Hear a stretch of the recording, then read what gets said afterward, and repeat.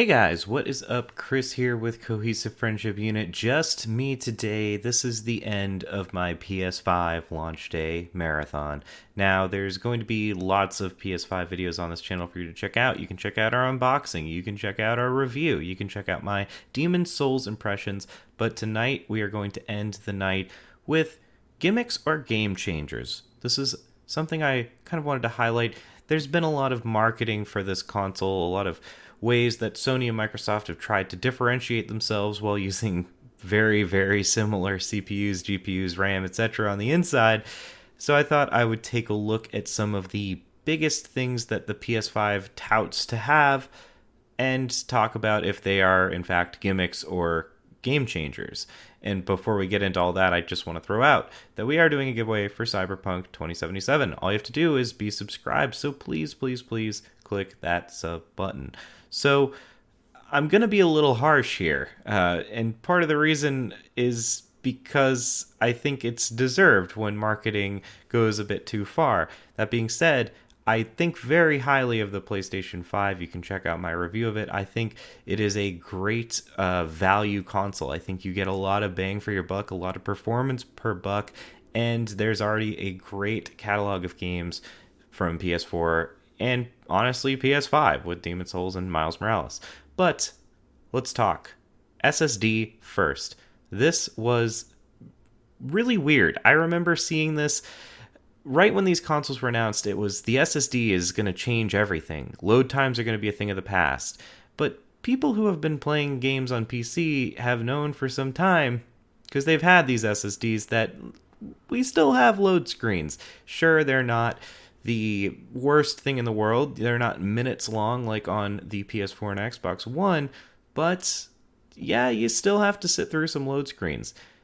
And there were these literally ludicrous claims of just load screens being eliminated. Well, we have the SSD, and surprise, there are load screens. Are they bad? No. Are they drastically improved?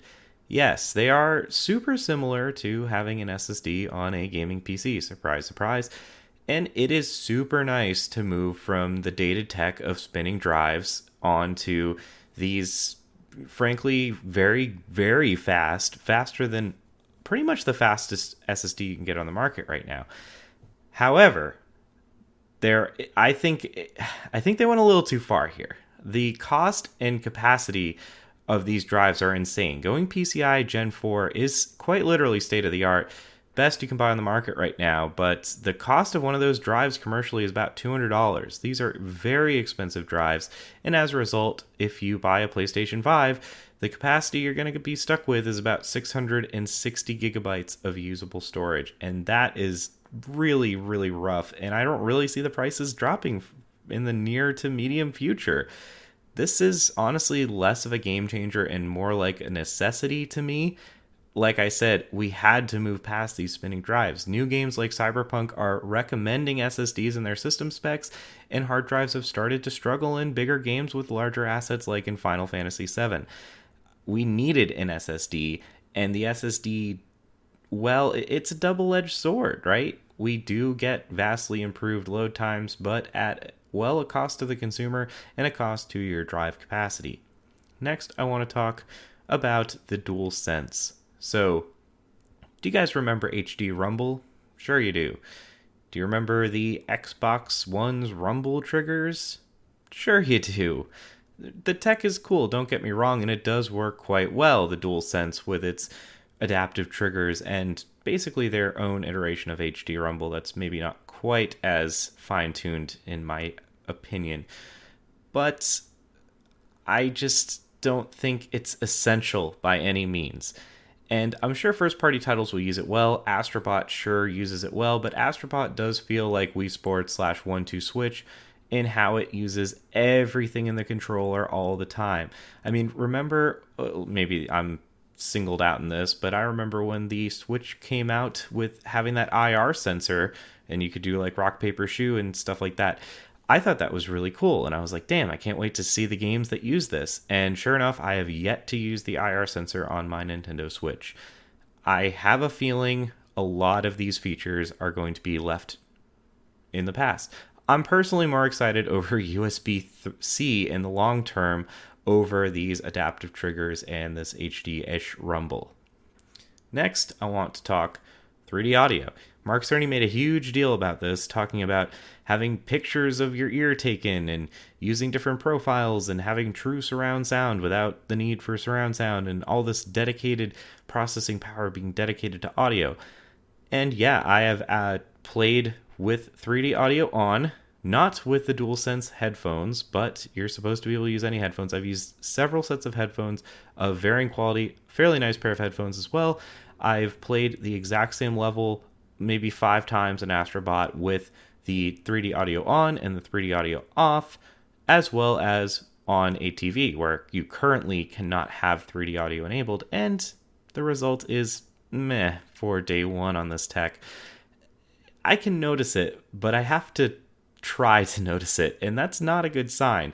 Mark Cerny was talking about how this would be the bee's knees, like you would feel like you're in the room with all these. That's very much hyperbolic. This is early infancy for the tech, though.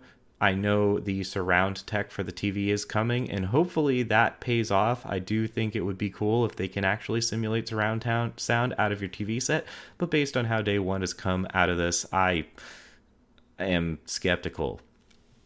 And can't end on a negative note. Let's talk about ray tracing. I do think that ray tracing is a game changer.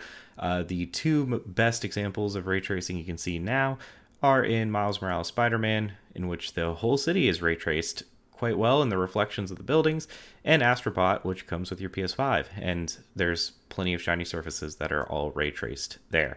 Now, I think ray tracing is in fact a game changer, with the one caveat that I hope it does not cripple the PlayStation 5 settings. I hope we're able to see AAA games like maybe a Last of Us 3 or an Uncharted 5, probably not, or a spin-off Uncharted game, or God of War 2, that's able to keep a very high resolution, close if not all the way to 4K, and ideally keep a very high frame rate while having these features on.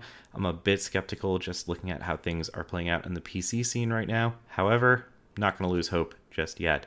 That's all for this video, guys. What did you think? Do you agree with me? Let me know down below, and I will catch you next time.